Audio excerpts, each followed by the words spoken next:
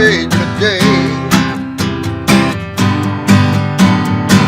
And if the words are clear, I know that I can say,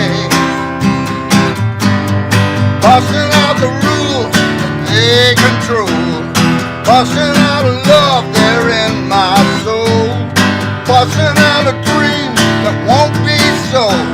I said no. Busting fair, busting fair, busting fair, busting fair.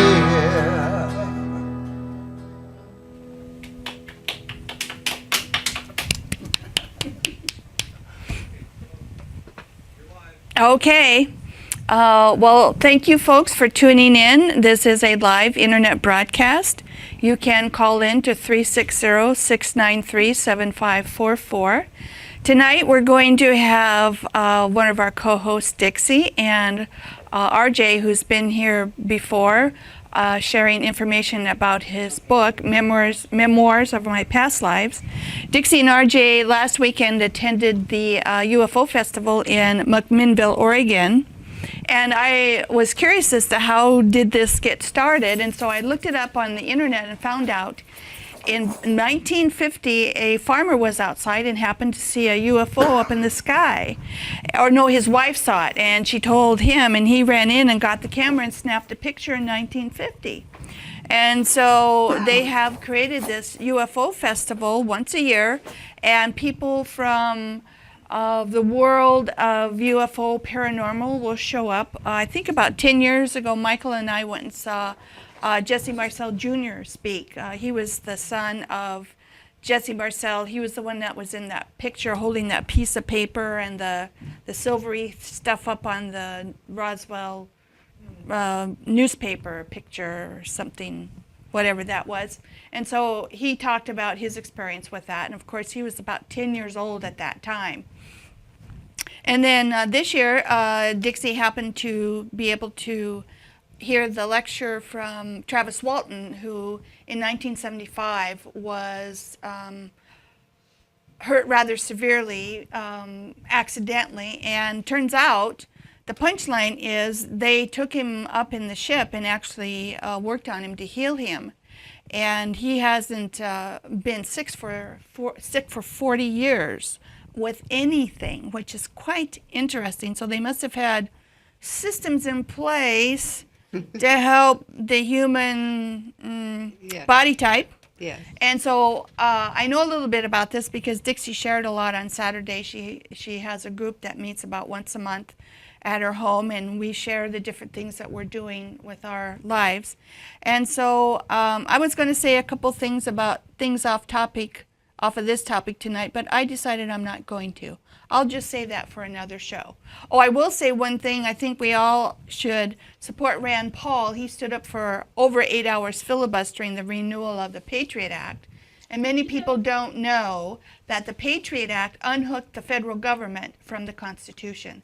And President Obama has written over 1,000 executive orders, which really have no power. They can be challenged by the Supreme Court.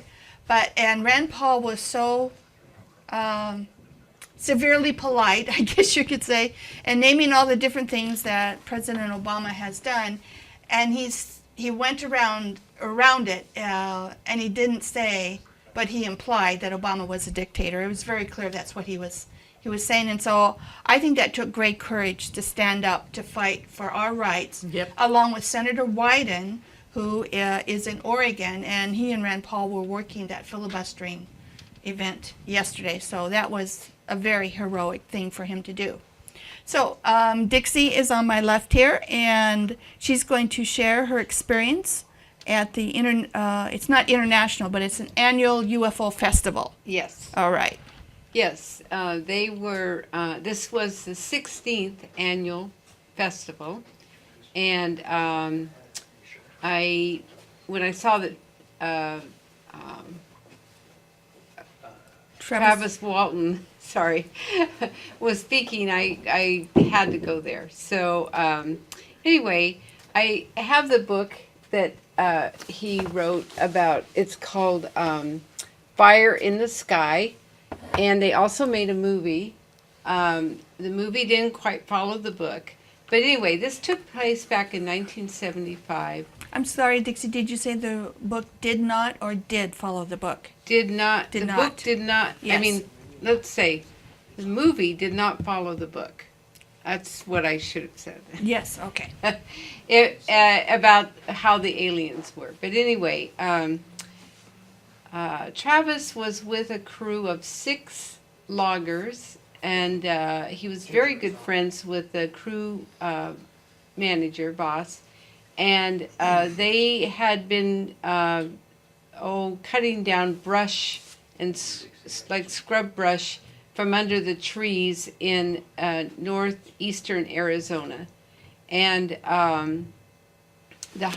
it was kind of the, well, sort of the high desert, but yet it had pine trees, tall trees. Anyway, so they got done, and it was getting dusk, and the boss said, "Well, okay, let's go now." So they all climbed into obviously a large pickup, and so as they were traveling a different road than they normally would travel, they saw what looked like a glow in the distance, and they couldn't figure out, and they thought maybe it was a fire in the timber. And so as they got closer, it got even a larger glow, stronger glow. But then they said, no, that wasn't a fire. And then as they got into the area, it was actually a spaceship, a UFO of sorts. And so they stopped the truck, and Travis was young, I would say maybe around 20 years old, and he was an adventurer. And they said that he had had the boss stop the truck once before, and he'd chased a bear. So he was so interested that he got out of the truck, went over to where the spaceship was kind of hanging, and under it, and watched it. And the guys in the truck were telling him, get back here, what are you doing, get back here, because they were very frightened by what they saw. Well, he crouched down and realized that he better get out of there, and when he sort of stood up, there was a huge beam of light that knocked him like 10 to 15 feet to the ground. And it was obvious that he was hurt from what happened. And so the guys were very concerned. They wanted to get out of there, and some of them thought he was dead. And so they convinced the driver, who really didn't want to leave, but yet he didn't know what to do because of the situation. He went ahead and started the truck, and they took off. And they got a mile or two down the road, and then they were arguing over whether they should go back, and because they were scared, but they didn't want to leave him, so they did go back, and Travis was not there. When Travis woke up, he was in a spaceship, and he thought that he might be in the hospital, but what happened was he started to finally see clearly that there were what I would call the Zetas, the short, like 4 feet, large eyes, and it just scared him so badly. And he finally got up off the table. That's what he was on, is the table, and he grabbed something to try to break it, to go into a stance of, I'm protected, you're not going to hurt me. And he couldn't break it, and he went up against sort of a wall that they had there. Dixie, just for a second, sorry to interrupt. Yes. The Zetas many people they're also known as the Greys. The Greys, yes. I'm sorry, yes, the Greys. And anyway, so they finally backed off because I think the difference was that they could not communicate with him telepathically, and that's the only way they could communicate. So they backed off. They actually left the room. So then he was curious of a way to get out of there, and so he went down the hallway and into another part of the spaceship, and he saw what looked like humans. But when he tried to talk to them, they wouldn't answer him. And they finally got him to an area where there was a table, and there were two of them. It was a male and a female, and they did look very much like humans, but they weren't. And they got him to a table and finally got him to lay down, or actually they forced him to lay down. And then the female, had a black thing in her hand, and she put it over his mouth, I think it was, and then he blacked out. Now, wasn't he in a great deal of pain at this time? Yes, thank you for saying that, because he was in tremendous pain, and that's why he thought he was in a hospital. And it just, I think that he probably had broken bones from the way it was described in the book. He didn't say that. He just was in terrible pain. But yet he was so fearful that he got up off the table and then found the other place. And so anyway, he blacked out. When he woke up, he was on the highway outside a little town called Heber. And there was my guess is that it was like an old gas station. Now this is back in 1975, and they had a phone booth there. And so he went to the phone booth, and he was able to make a collect call to his brother and tell him where he was. The brother thought it was a prank at first. He told his brother where he was, and his brother came and picked him up. What state was this? I'm sorry, this is in Arizona. Oh, Arizona. Yes. And by the way, the number, if you want to call to ask any questions, the number is 360-693-7544. The problem is that when Travis was reported missing by the crew, the police thought that he had been murdered, because they said, well, he had gotten hit by this beam, and then when they went back to get him, he wasn't there. And for some reason, the police thought the sheriff, there was a sheriff and other policemen there, and they thought these guys must have killed him.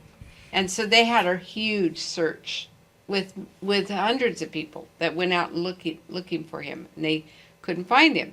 So then 5 days later, he makes the phone call, and anyway, so they had the crew members, 6 crew members, take lie detector tests, and they passed the lie detector test, but they still couldn't figure out why there was no body. But So these beings, whoever took him, yeah. put him back in a location other than where he was taken from, so that he could make that connection with someone Yes. here on the planet. It was near the place that he was taken from, but it was still along a highway and not close to the little town, so that they wouldn't see who put him there. Mm-hmm. And actually, he was able to contact his brother in privacy, and his brother came to pick him up. It's an example of a UFO sighting and contact with 2 different alien races that shows okay, let's go back to Travis has done a complete turnaround. He was extremely fearful at the time that it happened. But in 40 years since 1975, he has arrived at the feeling that they saw what had happened, and it was not deliberate on their part, not on the aliens' part. He got too close to the ship, and there was an automatic beam that knocked him down, and they knew he was hurt. And so they took him up into the ship to repair and make him well. And so he said that he had worked for a lumber company. I think they closed a couple of years ago, but he'd worked for the lumber company for all the years, let's say 38 years. Oh, he continued with that company. Yes. Okay. We have And- four people watching. Yes. Yay! Thank you. Okay. Okay, thank you. Anyway, he, let me think about where I was here. He continued working for that same Yes, company. and he for the said ship. he has never been sick. So they took a very broken man, and physically broken, and healed him and put him back where he came from. And so, by the way, Travis Walton will be having a 40th anniversary conference near Heber, Arizona, in the first week in November of this year. So if you're interested, put Travis Walton on the internet, and it will come up there. I have to say, we saw him at the International UFO Congress maybe 4 or 5 years ago and speak, and he's a very humble person. Yes. Very yes, humble. Yes. He, with all the notoriety, he has he still is himself. I guess that's the best way to put it. He's a very humble person, very caring, very kind person.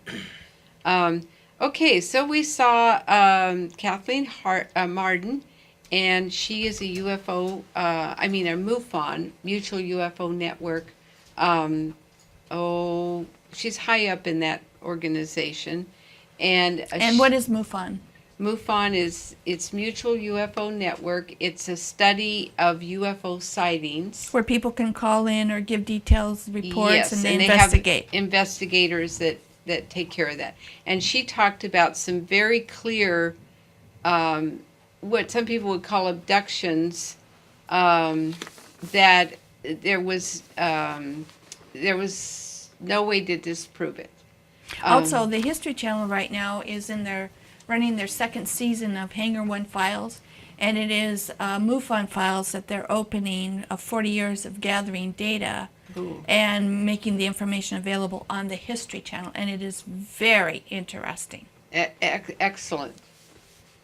We're up to 6 viewers now. Woohoo! Keep going, you're on a roll. Okay. Anyway, then we saw Stanton Friedman, and he did a lot of proving of. He was going to be talking about the. He was MJ12. That's right. MJ12, Yes. but he went through a lot of proof of what was happening, and he didn't really explain it very well. And I'm not criticizing Well, him. he's a physicist. He talks physicist talk. Well, but it was not very interesting because he didn't actually talk about MJ12 and what it was all about. So anyway, then we saw Grant Cameron also, and he is from Canada. He's a Canadian ufologist, and he talked about consciousness, and he explained the right brain and the left brain, and how we are affected by the different ways of looking, our perspective of things. Now, I'd like to introduce R.J. Anthony, who wrote Memoirs of My Lives, and he went also to the UFO Fest, and he has probably a better explanation of what Grant brought us, which, by the way, was very, very interesting information and new to me. So, RJ, it's your turn to tell us about Grant. Well, thank you. Before I'd like to talk about Grant, though, I'd like to remind everybody that Shit. as far as Travis Walton goes, All the other shows, Gus. It's okay. Oh. Mike? Sorry. That's all right. Okay, RJ, go ahead. Well, Travis Walton was also talking about doing a remake of Fire in the Sky, the movie. Yes. And anybody who wants to see a more accurate version of what happened to him, he's asking that people please email him through the website, traviswalton.com, and just say a simple email about how you'd like to see something a little bit more accurately put. And he's going to be presenting that to Paramount Pictures and trying to get a new picture made. A new picture that shows the aliens, his interaction with the aliens in a much more, Realistic. a truer way of doing it, yes. Right. So how new much movie. did Hollywood really kind of chop up his story, the original movie? Do you know? Did what- he share? He did. From what I understand, a lot of what happened on the spaceship was pretty much a Hollywood terror story. Yes. There was a lot of things that he tried to convey that happened to him, but they sort of went, Took their spin. yeah, they exaggerated Yeah. it. A lot of what happened, though, from what I understand, as far as during the days that he was missing, all that investigation was very accurate. Well, I'm kind of curious, since he was gone 5 days, does he have memory of those 5 days, or does he just have fragments of, pieces of the story? Do you know? Yeah, I don't know exactly, but I know he did some hypnosis, and he got back some. He had some memories, and then he got back more through hypnosis and just, remembering all of what happened to him. I mean, just even through the days that he was gone, there was people that were filling him in on what was going on here while he was absent. Did he share in your meetings, the gatherings, whether or not what his interaction was like with them on the ship after he'd Not been too there much. he'd been there for a long time. Yeah, not too much this time. Not at the McMinnville Festival, but I know in the past he has. So he probably just wasn't going over old material. Is kind of what I'm guessing. Right. Can you share? I'm kind of curious. Yeah, about I haven't heard him talk that much. So I mean, I heard him talk at the McMinnville Festival, and he was very interesting. He's such a average guy, humble, very Yeah. he's so Yeah. believable because he's an everyday guy kind of thing. Yeah, as Carol's pointing out, I just have to Yeah. read the book. Fire in the Sky. Yeah. It's a very good book. Yeah, okay, I'll do that.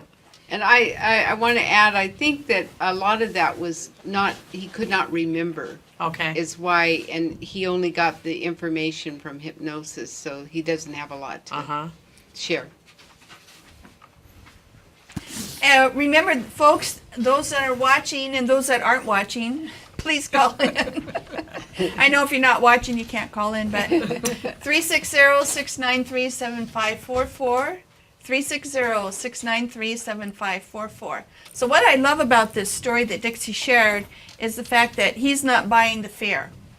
And he's reframing that into probably a more profound truth than Hollywood wants to make you fear. Because, I mean, that's quite outstanding for 40 years, after 5 days in severe pain, no pain, and then not being sick for 40 years. Yes. So they really did some kind of tune-up on him. I love, wouldn't it be nice if they did that to a few other people that are suffering? Just saying. Yeah. Come get me. Okay, so let's go back to RJ about Grant Cameron. Oh yeah, I'd never heard of him before. I guess he's been in the field for a long time. I've been looking him up on YouTube. He's everywhere. So if you go look him up, he's all over the place. GrantCameron? Yes. Okay. Yes. And lately he's talking a lot about listening to what the ETs have been telling people, what they've been downloading psychically and or telepathically, and he's been talking a lot about trying to understand what we're all going through. And one thing I like about his research is that, everybody seems to get into this field because they want to prove or disprove one thing, one way or another. He seems to have gotten into it because he had an experience and he wanted to find out more about it. And his research has sort of guided which direction he goes. So he's going based on what he's learning and then trying to learn more based off of that. And I think that's very refreshing. So it's more of a research project that Mhm. he's involved in. Yeah, and he's been gathering all this data for all this time, and now he's wanting to really try to make sense more of what the ETs are trying to tell us, what they're downloading to us, what they're trying to tell us telepathically. Has he and got all. a sense of that message? He's working on it. Yeah, He's he's working on gathering data. Okay. And what But- was his experience? Um, Did he just see one? Or? He had an experience back in 1975 as well. Strangely enough, and there's something about that year maybe. But then he had a download experience in 2012. Yes. Yeah, and then he started really getting into what are they trying to tell us in a telepathic way. Oh. But And so RJ, explain the downloading, because I don't know if people I understand. don't know it so well either. I mean, I understand they give us information. But I think it's in when we get into a quiet, meditative, prayer type state, all of a sudden information starts coming to us. And some people go, oh my gosh, and they get up and they'll write pages of notes about I've had what- the experience. and Yeah, see, I automatic think writing, automatic drawing. I think most of us have had those experiences. And anyway, so I think he was talking about the right brain and the left brain. The left brain is more like a physicist, like Yes. everything has to be Logical. proven. He talked And- about trying to quiet the chatter of the left brain. Yes. So that more of the right brain abstract stuff can come through more clearly. I Right. think a good example of a download was Gene Roddenberry and him putting forth the Star Trek experience. Yes. That's obviously a download. That's a Yes. higher thought download. Yeah, and he talked a lot about musicians Yeah, who Bob get Dylan. things that come through very, very quickly. I mean, as a writer, I also get things, and sometimes it takes a long time to get out a certain sequence of thoughts or whatever. But some things come through very, very quickly, and I think that's what he's talking about with the downloads. Is some things are just effortless. Well, that's what happens to Bobby Lee, right? That's His exactly songs right. just are just there. Oh yeah, instinct. Everything. Every they almost song write you've ever themselves. created. It's all, it's really, for me, what's really phenomenal is when I get a song like you're talking about, when I get a piece of information like that, it comes through like the whole band. I mean, everything, dump. Wow. It's literally a dump. And what you hear is what I'm able to pull out with what I'm playing with and what I'm singing. But there's a whole bunch of stuff going on in there. I make sure I keep up on my medication and everything's okay. All right. So the song "Busting Fear." That came instantly. Yeah. Okay. I thought about it. I'd be honest with you. I thought about Carol ever since this show came on. Talking to your mic. Oh, I'm okay. Ever since this show came on, the word "busting fear" just really intrigues me. Comes from a movie I saw years ago called Dune, and there's a reference to fear in there. Fear is the mind killer, the little. Oh death. yes, Dune. Yeah. And Yes. yeah, and so I'm sitting here one week and just getting ready, practicing for both shows, and all of a sudden I'm going, "What's this?" And it just bam, there it was, all of it, all at once. That's exactly what Cameron, Grant Cameron talked about in his speech to us, about how it will just all of a sudden all come, and anyway, it's like being downloaded. So, anything else? Yeah, I would highly encourage everybody to try to keep notes, and like he said, I agree with what he's saying. I think we should all pay real close attention to what they're trying to tell us, and try to keep a collective notepad, so to speak, so that we can all learn from each other. As we all get different pieces, we're all going to be getting. Well, and I think The it picture. all brings us into the oneness. Actually, it's not just aliens, ETs that are downloading. It are a spirit, God, angels.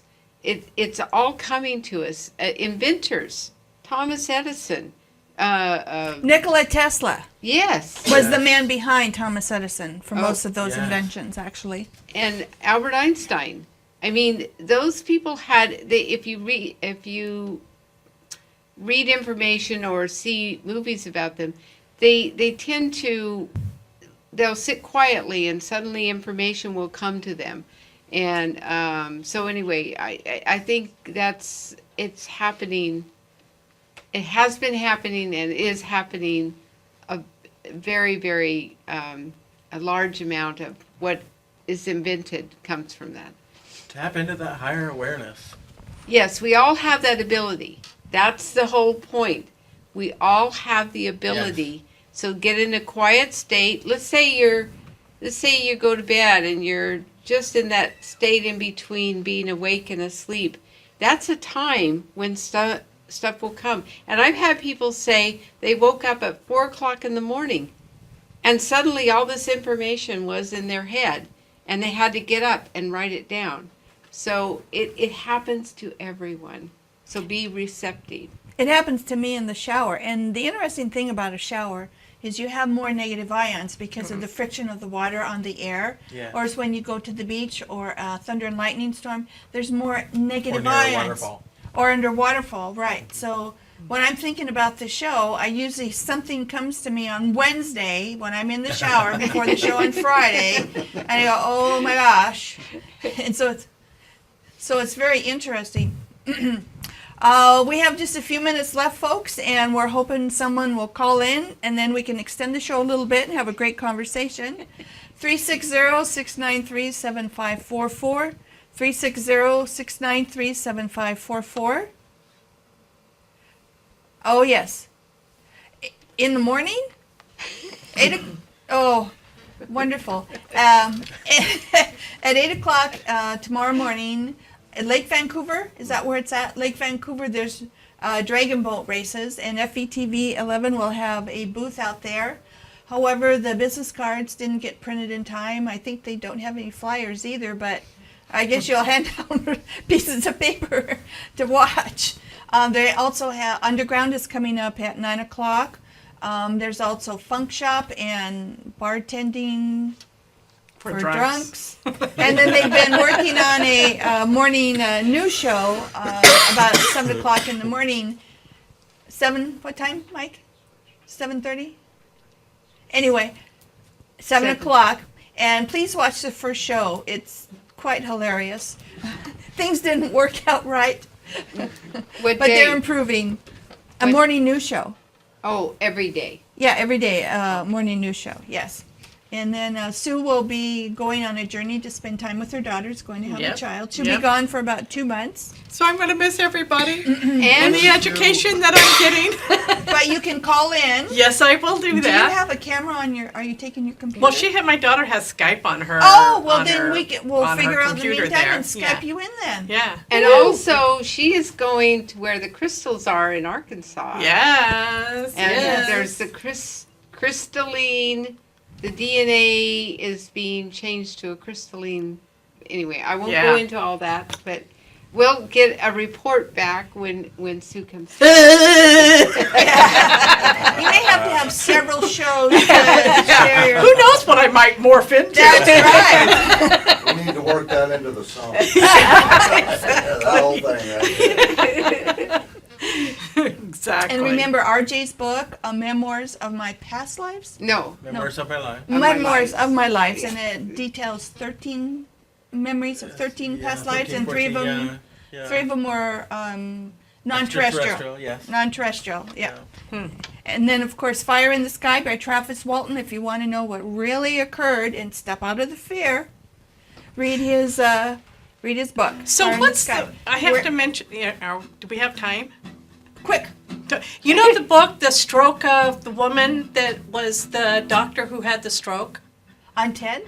I can't think of her name, but she wrote the book. Taylor. I don't know. What was that? Oh, I thought somebody was saying I something. think that A was stroke Lady of Gaga. insight. A stroke of insight. Yeah, I think that was Lady And Gaga it's talking all about. about the right side of the brain. Yeah. Yeah, because her she- left brain was shut down for a while. Exactly. Yeah. And Wilson Taylor, or Taylor Yes, Bolton. yes, One and of it those. was a She was on fabulous TED. read. Yeah, Yeah, and on she the- talked about that. Yeah, Yes. on the whole idea of the right brain. Yeah. Yes. Yeah. We'll have to do more in the future about this. Goodbye, everybody. Thanks for See you watching. next week. I ain't afraid no more. I ain't afraid to say. And if the words aren't clear, I know that I will pray.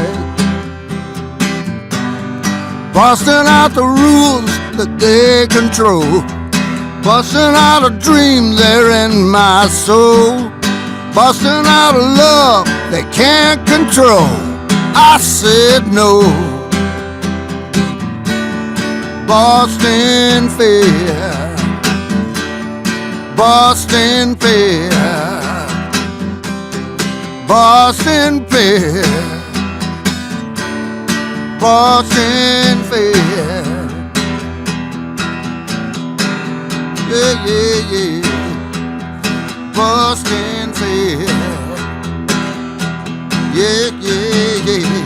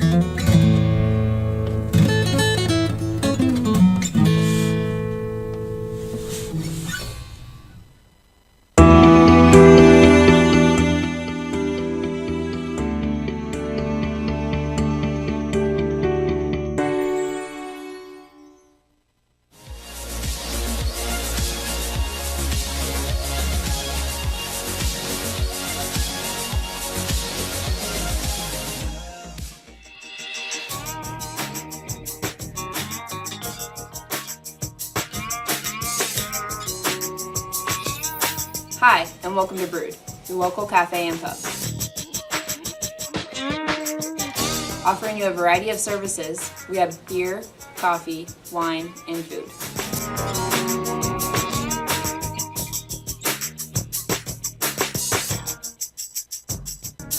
You can find us on Facebook at Brood360 and online at broodcafepub.com.